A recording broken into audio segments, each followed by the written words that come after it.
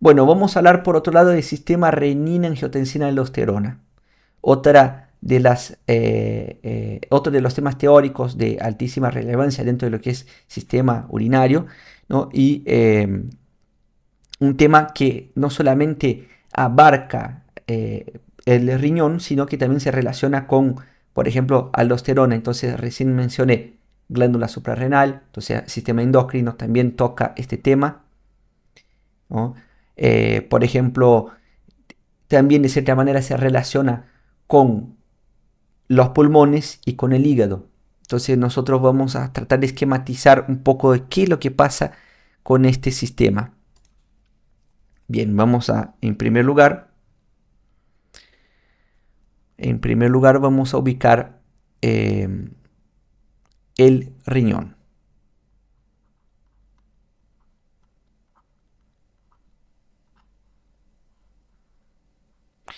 Específicamente el aparato juxtaglomerular.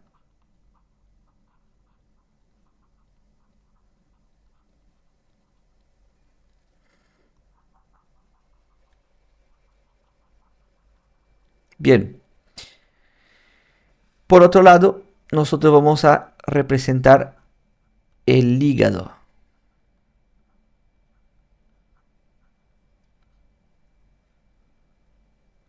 Por otro lado, vamos a representar el pulmón.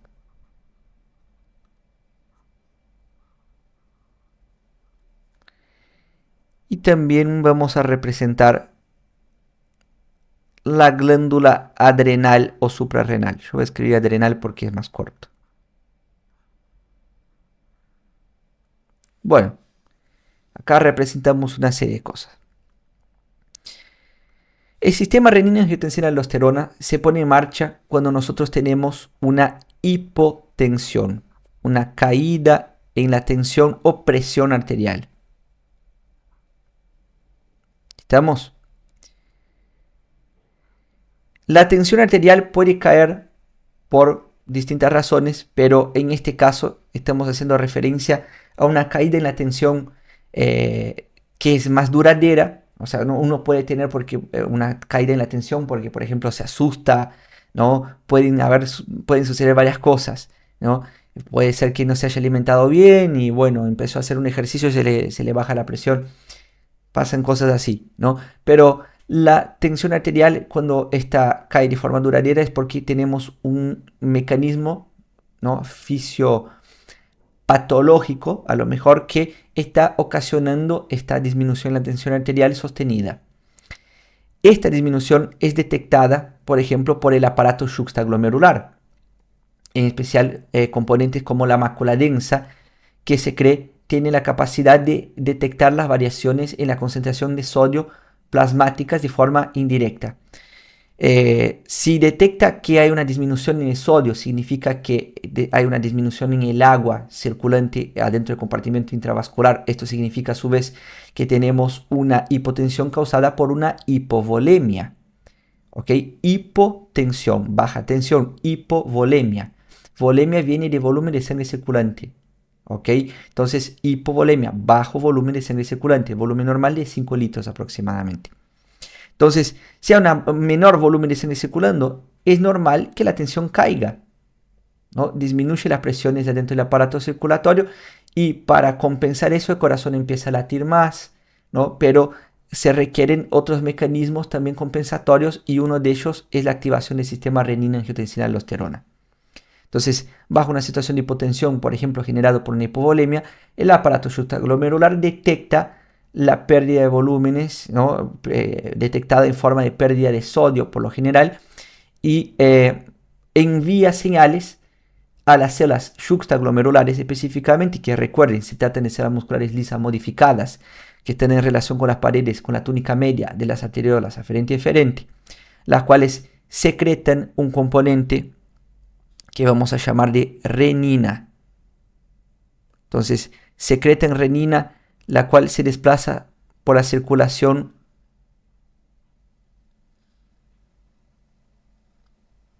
Entonces, renina.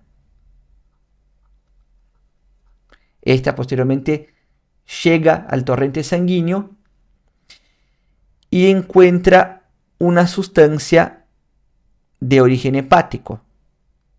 Incluso vamos a ordenar las flechas para que quede un poco más lindo. O sea, para las células juxtaglomerulares producen renina.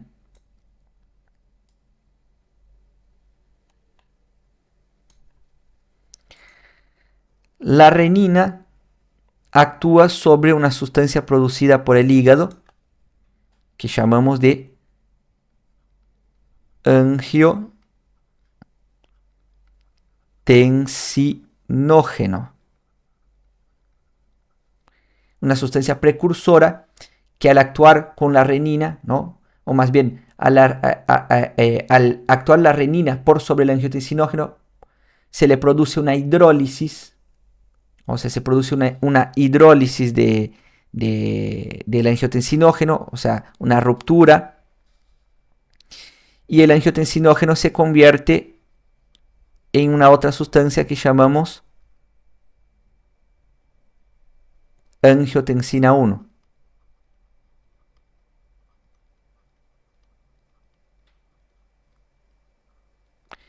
La angiotensina 1 se desplaza por la sangre, o sea, se produce en la sangre y se desplaza por la sangre, ¿no?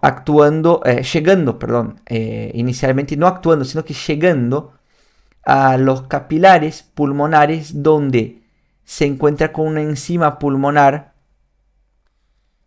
que llamaremos de ECA, enzima convertidora de angiotensina. Esta va a transformar a la angiotensina 1 en angiotensina 2.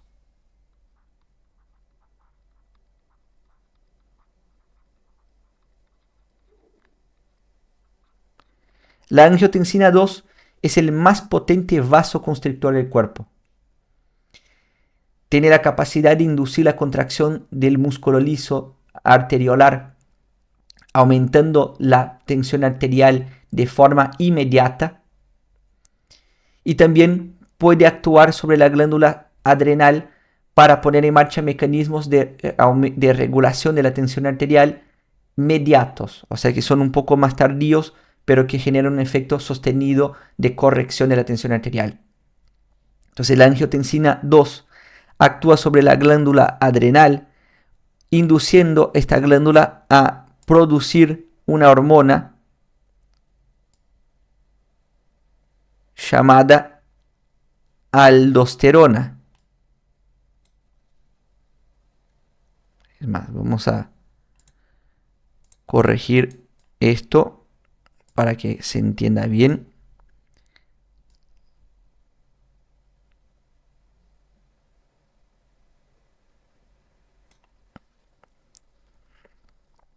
Entonces se produce la secreción de un mineralocorticoide llamado aldosterona, la cual posteriormente actúa sobre el riñón, específicamente sobre el contorneado distal y los conductos colectores, aumentando a nivel de contorneado distal la reabsorción de sodio y por ende aumentando la reabsorción de agua y el aumento de la volemia, que era la causa, ¿no?, de la baja tensión arterial, de la hipotensión. Entonces, ese sistema renina, angiotensina, aldosterona. Esto es lo que ustedes tienen que poder explicar, ¿no? Yo traté de hacer el esquema más simpático posible para que ustedes puedan tenerlo por lo menos en un esbozo de lo que tienen que explicar en el examen, ¿ok? Entonces, vamos nuevamente ahora que está todo explicado. Hipotensión, detectado por el aparato juxtaglomerular, específicamente la mácula densa, que detecta la disminución en el sodio plasmático de forma indirecta. No se cree, no se plantea qué es lo que hace la mácula densa. estimula las células juxtaglomerulares a que secreten renina. La renina se encuentra con el angiotensinógeno adentro de la circulación, el cual tiene una producción hepática, y lo convierte en angiotensina 1. O sea, la renina es una proteasa que actúa sobre el angiotensinógeno, cortándole un pedacito, haciendo con que éste madure de cierta forma, ¿no? Se convierte en angiotensina 1. La angiotensina 1 viaja por la circulación y al llegar a los capilares pulmonares se encuentra una enzima llamada ECA, enzima convertidora de angiotensina. La ECA transforma angiotensina 1 en angiotensina 2. Esta es el más potente vasoconstrictor del cuerpo. Actúa de dos maneras, de forma inmediata. No es ese color, es el otro color, celeste. Ahí vamos. De forma inmediata produce vasoconstricción,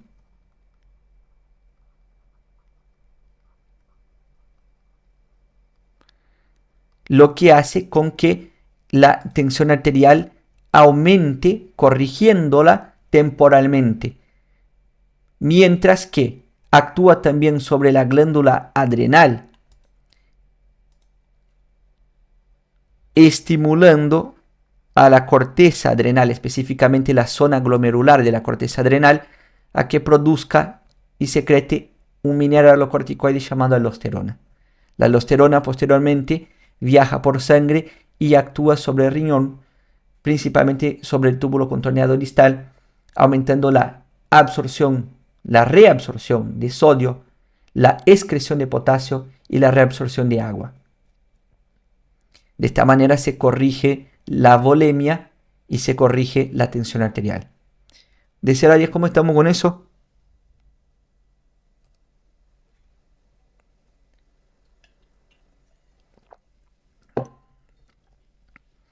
Tema un poco jodido, ¿no? Pero bueno, acá tenemos un esquema. Me alegro que hayan entendido bien, porque esto es lo que tienen que explicar. Acá tenemos un esquema de sistema renina-angiotensina-aldosterona, un esquema que ustedes pueden encontrar en el ROS, ¿ok? Acá vemos, por ejemplo, vamos a tomar un punto para iniciar todo el esquema, ¿no? Hay que tener un punto de partida. Acá vemos el aparato juxtaglomerular y acá vemos las líneas que están en color rosado o magenta indican un efecto inhibitorio y las que están en color azul indican un efecto estimulante. Entonces, acá vemos que la presión arterial alta, ¿no?, incrementa la perfusión del aparato juxtaglomerular inhibiendo la acción de este, ¿no? Entonces, cuando la presión está alta, se inhibe el efecto del aparato juxtaglomerular. Ahora, cuando la presión baja, ¿no?, nosotros vemos que este efecto dispara con la presión, la hipotensión dispara la secreción de renina. La renina, como vemos, actúa sobre el angiotensinógeno, producción hepática, convierte en angiotensina. La angiotensina llega por la circulación a los capilares pulmonares, donde la enzima convertidora de angiotensina lo transforma en angiotensina 2. Esta, por un lado, es agonista de ciertos receptores vasoconstrictores. Agonista, o sea, es como la que actúa sobre estos receptores. No puede ser inhibido estos receptores por antagonistas, ¿no?, del efecto. Pero bueno, la angiotensina 2 actúa sobre el músculo liso arteriolar, generando la vasoconstricción. Esto aumenta la tensión arterial en un primer momento, en la cual se tiene que sostener, porque en algún momento este efecto de la angiotensina 2 desaparece. Entonces la vasoconstricción también desaparece. Tampoco podemos sostenerla por mucho tiempo porque eso es dañino. Entonces, para corregir la tensión de forma definitiva, nos estimula la suprarrenal a que produzca aldosterona. Esta actúa, como podemos ver, sobre los túbulos contorneados distales, aumentando la reabsorción de sodio, aumentando la excreción de potasio y aumentando la retención de agua, en un efecto que por lo general también tiene otras sustancias participantes como la hormona antidiurética secretada por la neurohipófisis, la cual favorece la acción de retención hídrica llevada a cabo por este sistema, ¿no? La hormona antidiurética secretada por la neurohipófisis actúa sobre el contorno distal y también sobre el túbulo colector, donde induce la expresión de aquaporinas de tipo 2, aumentando la retención de agua en conjunto con todo este efecto que estamos viendo acá.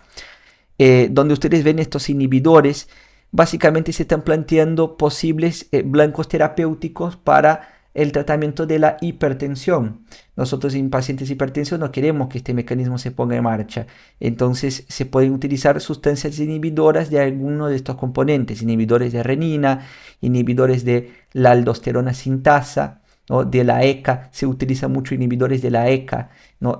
Para el tratamiento de la hipertensión. Entonces, para que ustedes tengan una idea, ¿no? El por qué están indicados estos inhibidores. Son blancos terapéuticos, ¿no? Cada uno de estos componentes son blancos terapéuticos posibles para el tratamiento de la hipertensión.